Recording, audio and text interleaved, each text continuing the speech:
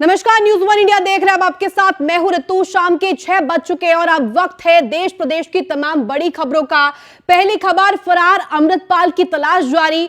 भागने में सहयोग करने वाले 4 गिरफ्तार किए गए हैं और ये 6 तस्वीरों के जरिए आज जो बड़ी खबरें रही उन पर हमारी नजर होगी।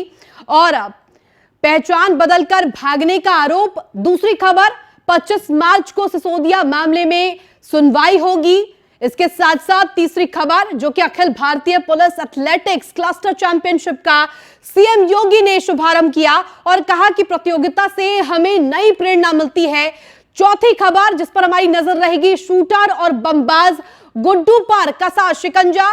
पांचवी खबर, जिस पर हमारी नजर होगी, लोन और नौकरी के नाम पर ठगी, कार्रवाई कर आरोपी को गिरफ्तार किया गया। इसी के साथ साथ छठी खबर, हाथरस से जुड़ी हुई, हाथरस हादसे में 5 की मौत।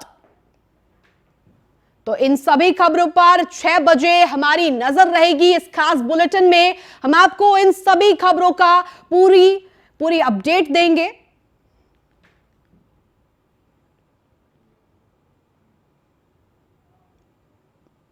और बड़ी खबर पंजाब से आपको बता दें, फरार अमृतपाल सिंह के खिलाफ गैर जमानती वारंट जारी किया गया है। पंजाब पुलिस ने प्रेस कॉन्फ्रेंस कर खुलासा किया है। भागने में सहयोग करने वाले 4 साथियों को पुलिस ने गिरफ्तार कर लिया है। आपको बता दें कि हुलिया बदलकर अमृतपाल सिंह फरार बताया जा रहा है। पंजाब पुलिस ने यह बड़ी बात कही है कि हुलिया बदलकर दरअसल अमृतपाल सिंह फरार हो गया है। बड़ी खबर इस वक्त की पंजाब से, जहां फरार अमृतपाल सिंह के खिलाफ गैर जमानती वारंट जारी कर दिया गया है।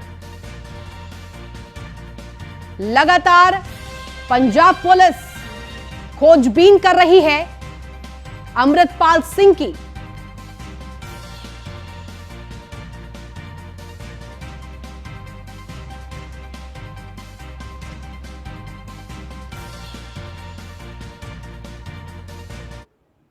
और बड़ी खबर दिल्ली से, जहां मनीष सिसोदिया मामले में सुनवाई हुई और मनीष सिसोदिया की जमानत याचिका पर सुनवाई हुई है। राउज एवेन्यू कोर्ट ने ईडी को जारी किया नोटिस और इसके साथ साथ आपको बता दें 25 मार्च को होगी अगली सुनवाई। शराब नीति घोटाला मामले में सिसोदिया पेश हुए थे और लगातार जमानत को लेकर बात सामने आ रही है। 25 मार्च को अगली सुनवाई होगी। न्याय की गुहार भी लगाई है मनीष सिसोदिया ने। शराब नीति घोटाला मामले में चौतरफा घिर गए हैं मनीष सिसोदिया।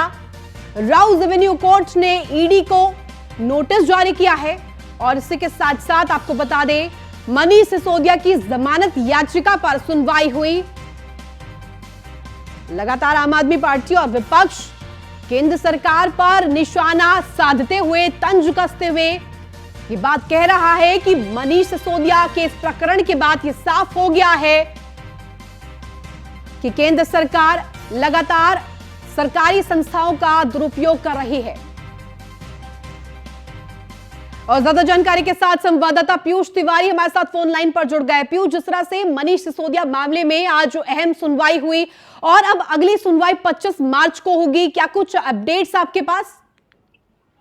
देखिए, अगर हम बात करें तो निश्चित रूप से सुनवाई की जो अगली तारीख है वो मिल गई है, लेकिन जिस तरीके से आज सुनवाई हुई है, तमाम तरीके के जो आरोप है कहीं ना कहीं सीबीआई ने राउज एवेन्यू कोर्ट में मनीष सिसोदिया के खिलाफ लगाए हैं और साफ तौर पे कहा है कि मनीष सिसोदिया चूंकि प्रभावशाली व्यक्ति हैं और वो गवाहों और सबूतों के साथ छेड़छाड़ कर सकते हैं। इसके अलावा ये भी सीबीआई ने कहा कि अगर सिसोदिया को जमानत दी जाती है तो वो जांच प्रभावित कर सकते हैं। तो आज लंबी जो बहस है वो कहीं ना कहीं राउज एवेन्यू कोर्ट में हुई है और ये भी कहा गया है कि सीबीआई के पास पुख्ता आधार है कि किस तरीके से कहीं ना कहीं मनीष सिसोदिया ने कई मीटिंग्स की और कई होटल के बिल की अगर हम बात करें तो उसकी कॉपी जो है वो सीबीआई के पास मौजूद है। इसके अलावा ये भी कहा गया कि मनीष सिसोदिया की अगर हम बात करें, उनकी ओर से कहा गया कि उनकी पत्नी का स्वास्थ्य जो है वो ठीक नहीं चल रहा है। इसके अलावा मनीष सिसोदिया दिल्ली के जाने माने नेता हैं, बड़े चेहरे हैं और जानबूझकर कहीं ना कहीं सीबीआई जो है वो परेशान करने का काम कर रही है।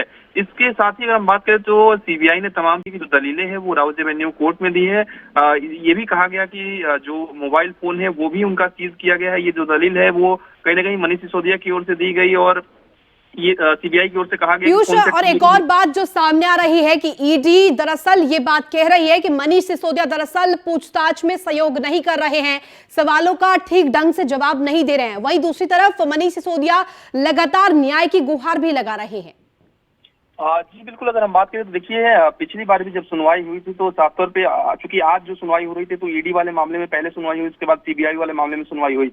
लेकिन पिछली बार जब ईडी वाले मामले में सुनवाई हो रही थी और जिस तरीके से कोर्ट ने रिमांड पर भेजा था मनीष सिसोदिया को, तो ये कहा गया था मनीष सिसोदिया की ओर से कि 7 दिनों में सिर्फ 11 घंटे पूछताछ ईडी ने किया है और अलग अलग कमरों में बैठाकर कहीं ना कहीं परेशान करने का जो काम है वो ईडी कर रही है, दुरुपयोग हो रहा है। इसके अलावा ईडी की ओर से भी जवाब दिया गया था कि चूंकि जो सारी पूछताछ है वो सीसीटीवी कैमरे के निगरानी में हो रहा है, फुटेज उसके हमारे पास मौजूद है, तो निश्चित रूप से आरोप प्रत्यारोप की जो बात है वो कहीं ना कहीं कोर्ट रूम में आमतौर पे ये प्रक्रिया रही है कि पक्ष और विपक्ष दोनों की जो दलीलें हैं वो कोर्ट रूम सुनता है और बाद में जो है वो किसी अंतिम फैसले पर पहुंचता है। तो निश्चित रूप से जिस तरीके से लगातार रिमांड दी जा रही है, एक बात स्पष्ट है कि कहीं ना कहीं मनीष सिसोदिया का पक्ष उतना मजबूत नजर नहीं आ रहा है, क्योंकि आपने देखा कि पहले सीबीआई को रिमांड दी गई, फिर ईडी को रिमांड दी गई, अभी न्यायिक हिरासत में है। तो लंबी जो फहरिस्त है वो मुश्किलों की वो कहीं ना कहीं मनीष सिसोदिया की बढ़ती जा रही है और आज भी कहीं ना कहीं उनके कोर्ट से जो उम्मीदें थी खासतौर।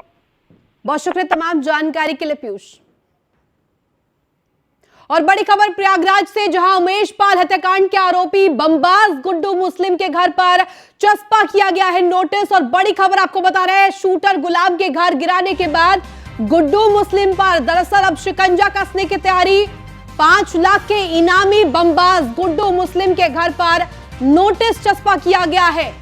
नोटिस में बिना नक्शा पास कराए अवैध निर्माण कराने का सीधे तौर पर आरोप लगाया गया है। जल्द पीडीए करेगा ध्वस्तीकरण की कार्रवाई। और इस नोटिस को भी हम आपको दिखा रहे हैं।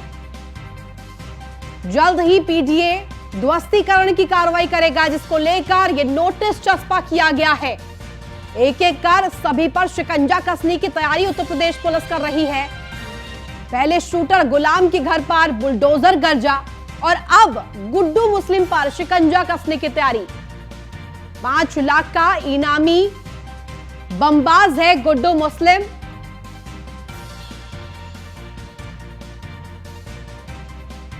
पीडीए जल्द ही ध्वस्तीकरण की कार्रवाई करेगा। उमेश पाल हत्याकांड में यह बड़ा अपडेट। और ज्यादा जानकारी के साथ संवाददाता विवेक हमारे साथ जुड़ गए हैं। विवेक, जिस तरह से ये बड़ी खबर सामने आई है, अब नोटिस चस्पा कर दिया गया है गुड्डू मुस्लिम के घर पर।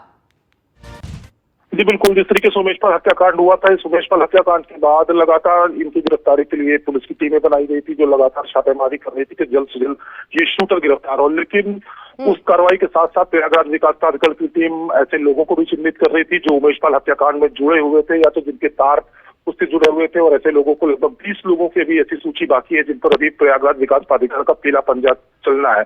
इसी कड़ी में आज गुड्डू मुस्लिम के घर पर प्रयागराज विकास प्राधिकरण ने नोटिस चस्पा की है। कारण बताओ नोटिस चस्पा कर दी गई है। उनको बोला गया है 25 मार्च तक का उनको वक्त दिया गया है कि 25 मार्च तक वो अपने पूरे मकान के कागज और उसके नक्शे के साथ प्रयागराज विकास प्राधिकरण के कार्यालय में अपना जवाब दाखिल करे। अगर ऐसी स्थिति नहीं बनती है तो प्रयागराज विकास प्राधिकरण का जो पीला पंजा है वो 25 और विवेक, इसके साथ साथ ये भी सामने आया है कि प्रशासन और पुलिस की मंशा इससे दरअसल साफ हो गई है, क्योंकि पहले गुलाम जो कि शूटर था, गुलाम पर ध्वस्तीकरण की कार्रवाई की गई, उसके घर को गिराया गया, बुलडोजर का एक्शन देखने को मिला और उसके बाद अब सीधे तौर पर गुड्डू मुस्लिम पर शिकंजा कसा जा रहा है।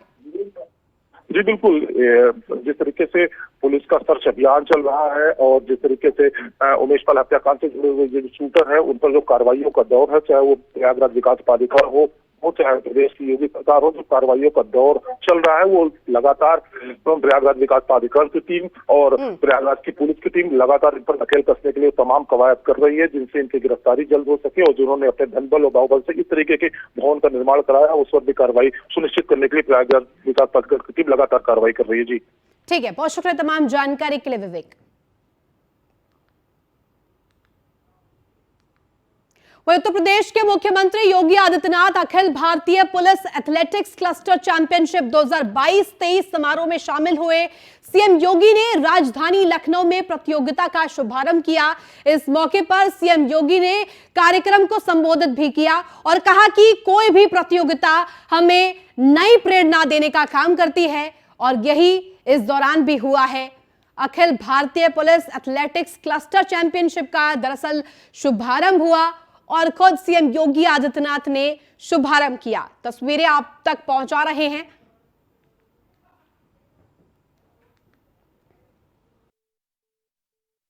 उत्तर प्रदेश पुलिस बल में या उत्तर प्रदेश शासन की विभिन्न सेवाओं में स्थान देने की कार्रवाई को भी आगे बढ़ाया जा रहा है। बहुत शीघ्र 500 से अधिक खिलाड़ियों को हम उत्तर प्रदेश शासन की विभिन्न सेवाओं में स्थान देने जा रहे हैं, जहां पर वे न केवल खेलकूद की गतिविधियों में भाग लेंगे बल्कि वहां पर उन गतिविधियों को तेजी के साथ आगे बढ़ा सकेंगे।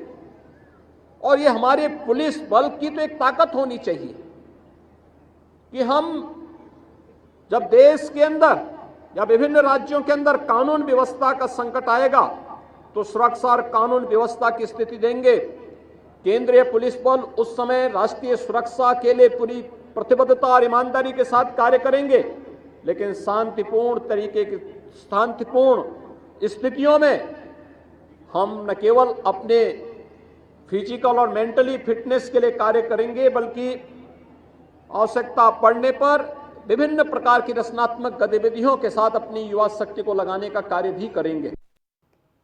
वही कारागार मंत्री धर्मवीर प्रजापति ने न्यूज वन इंडिया से खास बातचीत की है। इस दौरान उन्होंने कहा कि उत्तर प्रदेश में 20 नई जेलें बनी, जिसके साथ ही उन्होंने यह भी कहा कि नवरात्र में कैदियों को व्रत के अनुसार व्यवस्था कराई जाएगी। जो कैदी व्रत रखते हैं तो उनको व्रत का खाना भी मिलेगा। हमारे साथ हैं उत्तर प्रदेश के कारागार एवं होमगार्ड मंत्री धर्मवीर प्रजापति। उत्तर प्रदेश सरकार कोशिश कर रही है कि जो जेलों का भार है उसको कम किया जाए, जिसके लिए 20 नई हाईटेक जेल बनने जा रही हैं, जिसको लेकर मंत्री जी से हम बात करेंगे।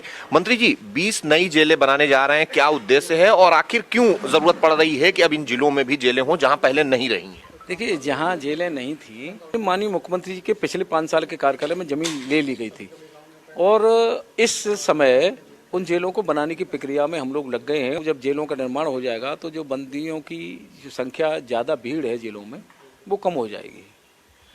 नवरात्र भी शुरू होने जा रहे हैं, रमजान भी हैं, आप लगातार जेलों में आयोजन कराते रहे हैं और कैदी भी बढ़ चढ़कर हिस्सा ले रहे हैं, चाहे वो उनके रोजगार के लिए हो या इस तरीके के धार्मिक आयोजन। तो नवरात्र की क्या व्यवस्था कर रहे हैं? देखिए, नवरात्रों में हमने निर्देश दिया है कि सभी जो बंदी नवरात्रों में व्रत रहना चाहें, व्रत में नियम के अनुसार जो व्यवस्था है उनके भोजन की व्यवस्था वही रहे व्रत के अनुसार। चाहे वो रमजान का व्रत रहे तो उनके अनुसार व्यवस्था, नवरात्रों के व्रत हैं तो नवरात्रों में जो व्यवस्था है उसके अनुसार व्यवस्था उनकी हो।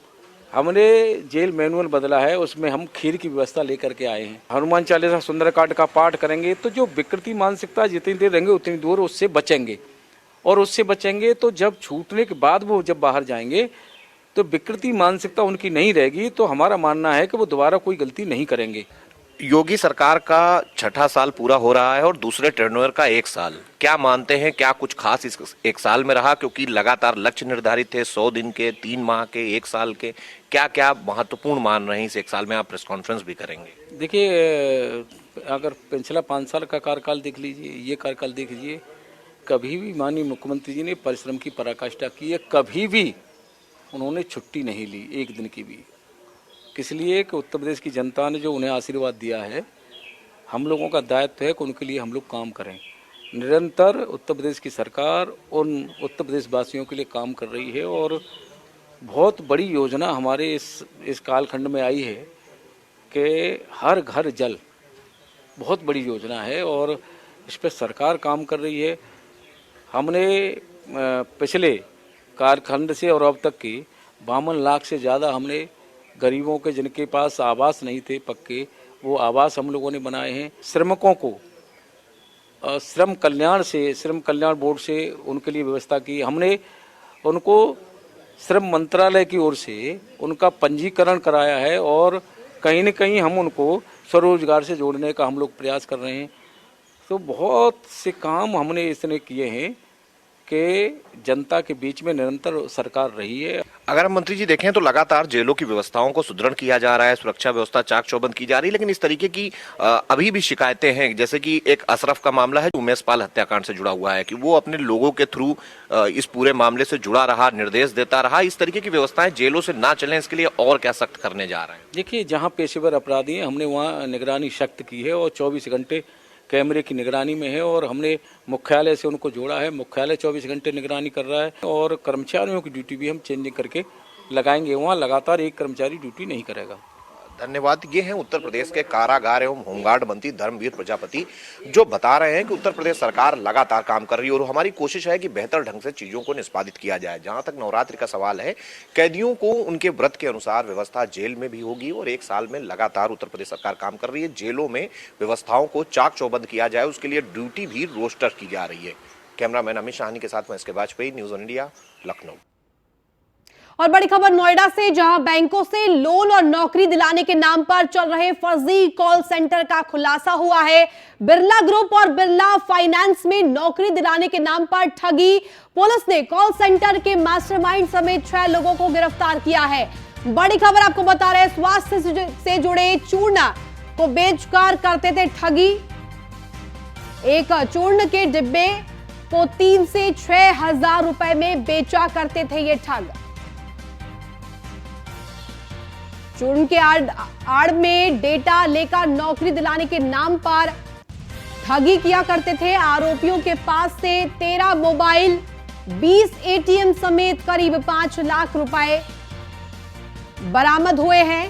नोएडा के सेक्टर 63 थाना पुलिस ने इन्हें गिरफ्तार किया है।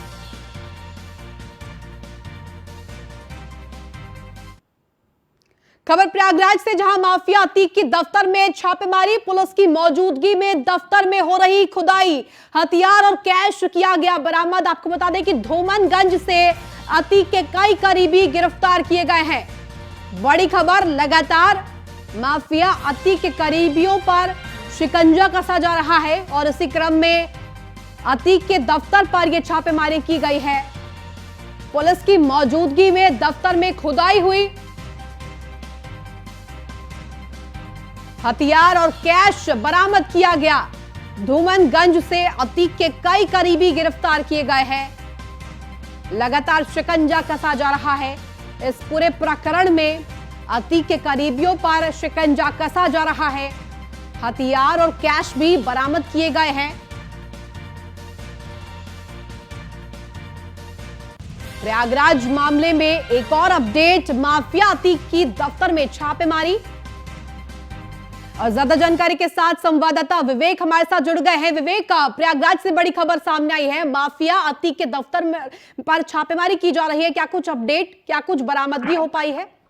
जी बिल्कुल, जिस तरीके से उमेश पाल हत्याकांड हुआ, उस हत्याकांड के बाद पुलिस लगातार सर्च अभियान चला ही रही थी। आज प्रयागराज की पुलिस कमिश्नर रमित शर्मा के नेतृत्व में भारी पुलिस बल चकिया इलाके, प्रयागराज के चकिया इलाके में, जहां पर अतीक अहमद का कार्यालय हुआ करता था, जिसको प्रयागराज विकास प्राधिकारी ने काफी हिस्से को ध्वस्त भी कर दिया गया था, लेकिन पुलिस को कुछ इनपुट मिले थे कि इसके अंदर कोई छुपा हो सकता है या कुछ ऐसी चीजें पुलिस को हासिल हो सकती है। उस इनपुट के आधार पर आज पुलिस की टीम ने यहाँ पर डेरा डाला है, छापेमारी की, और छापेमारी में चौंकाने वाली चीजें निकल कर सामने आई है। कई राइफल, पिस्टल, कारतूस और लाखों रुपए के कैश बरामद हुए हैं अभी सर्च अभियान में। फिलहाल पुलिस की कार्रवाई अभी चल रही है। 2 लोगों को पुलिस ने हिरासत में लिया है, उनसे पूछताछ हो रही है। तो फिलहाल अभी जब तक ये कार्रवाई चल रही है, अभी कई और चीजें निकलकर सामने आएंगी। पुलिस अभी जांच कर रही है, जांच के बाद ही सारी स्थिति स्पष्ट हो पाएगी। लेकिन जिस तरीके से इतने हथियारों का जखीरा और रुपया यहाँ से बरामद हुआ है, निश्चित तौर में वो अपने आप में एक सवाल पैदा करता है। विवेक, और इस पूरी खबर में एक और दिलचस्प चीज सामने आई कि पुलिस की मौजूदगी में दफ्तर में खुदाई भी हुई। क्या कारण रहा, इस खुदाई को क्यों किया गया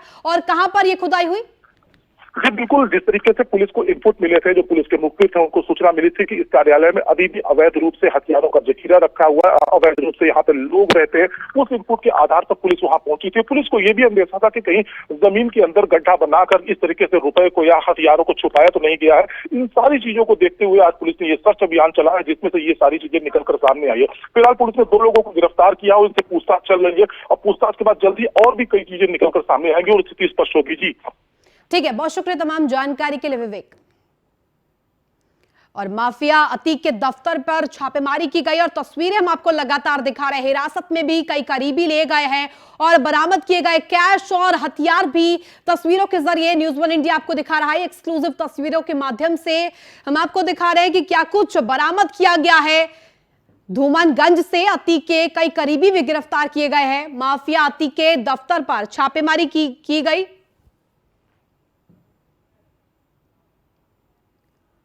खबर जनपद पीलीभीत से है, जहां एसपी अतुल शर्मा, एएसपी अनिल कुमार यादव ने नवरात्रि, रामनवमी और रमजान को लेकर थाना सुनगढ़ी और कोतवाली क्षेत्र में पैदल गश्त कर इलाके में सुरक्षा व्यवस्था का जायजा लिया। इस दौरान पुलिस अधिकारियों ने चौराहे आदि पर तैनात पुलिस बल को चेक किया। इसके साथ ही उन्होंने बाजार में यातायात व्यवस्था को भी सुचारू रखने और अतिक्रमण हटाने का निर्देश दिया।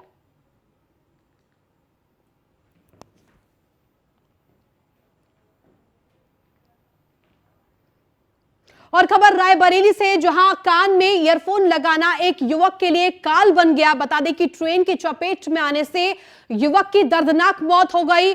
युवक रेलवे लाइन के किनारे कान में ईयरफोन लगाकर चल रहा था। हरचंदपुर थाना क्षेत्र के गंगागंज रेलवे लाइन के पास की यह घटना बताई जा रही है।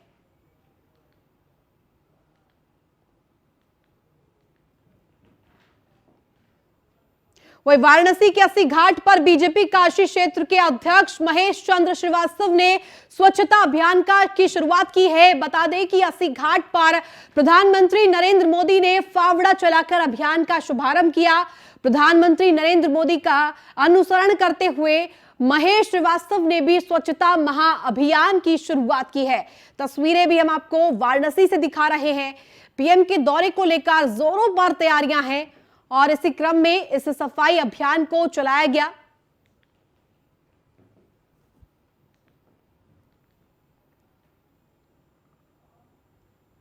कानपुर से खबर है, जहां हत्या के प्रयास के आरोपी ने वादी के घर पर पथराव किया, जिसके बाद घर में पथराव और गुंडाई की तस्वीरें सीसीटीवी कैमरे में कैद हो गई। बता दें कि आरोपी लगातार वादी पर केस वापसी का दबाव बना रहा है, साथ ही न्यायालय में गवाही न देने का भी दबाव बना रहा है। पूरी घटना गोविंद नगर के महादेव कच्ची बस्ती इलाके की बताई जा रही है।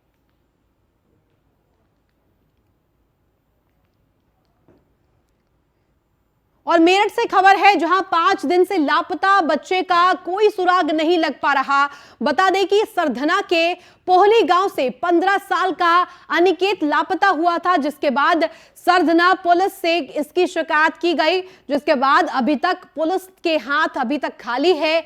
बच्चे के परिजनों ने सरधना पुलिस पर कार्रवाई न करने के आरोप लगाए हैं, जिसके बाद बच्चे की सकुशल बरामदगी को लेकर परिजनों ने एसएसपी ऑफिस पहुंचकर गुहार लगाई है।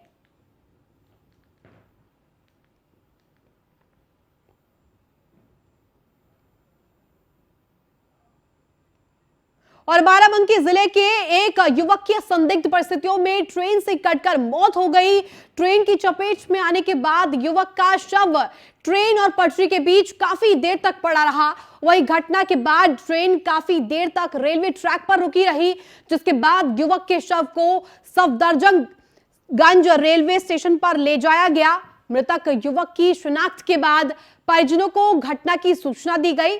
सूचना पर मौके पर पहुंचे परिजनों का रो रो कर बुरा हाल हो गया। वही घटना के बाद पुलिस पूरे मामले की तफ्तीश में जुट गई है।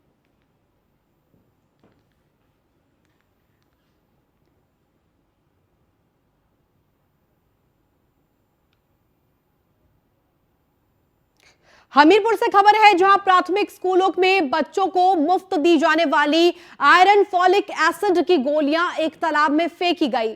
यह गोलियां स्कूलों में 5 से 10 साल के बच्चों को सप्ताह में एक बार खिलाई जाती है। सीएमओ ने बताया कि बेसिक शिक्षा अधिकारी से इस संबंध में बात करके जांच कराने के आदेश दिए गए हैं। आयरन फॉलिक एसिड की गोलियों के मिलने से यहां यह मामला बौधा तहसील क्षेत्र का बताया जा रहा है, जिसमें अरतरा गांव का यह पूरा मामला है। तो वही अब इसकी फोटो और वीडियो सोशल मीडिया पर लगातार वायरल हो रही है।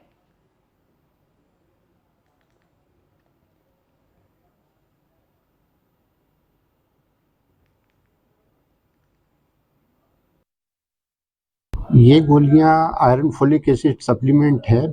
विप्स प्रोग्राम के तहत तो स्कूल में 1 से 5 तक के बच्चे जो 5 से 10 साल तक के होते हैं उनको सप्ताह में एक बार सोमवार को खिलाई जाती है और इनकी सप्लाई मेडिकल कॉरपोरेशन के द्वारा PSC-CSC में होती है। और ये जो गोलियां देख रहे हैं पिंक कलर की है, इनको BRC में रिसीव कराई जाती है और वहाँ से ये सभी स्कूलों में जाती हैं दवाई गोलियां जो, और वहाँ पर टीचर को ट्रेंड भी किया जाता है जो हर सोमवार को बच्चों को मध्याह्न भोजन के समय खिलाते हैं ये गोली। तो इसी के साथ फिलहाल इस बुलेटिन में बस इतना ही। आप देखते रहिए News 1 इंडिया।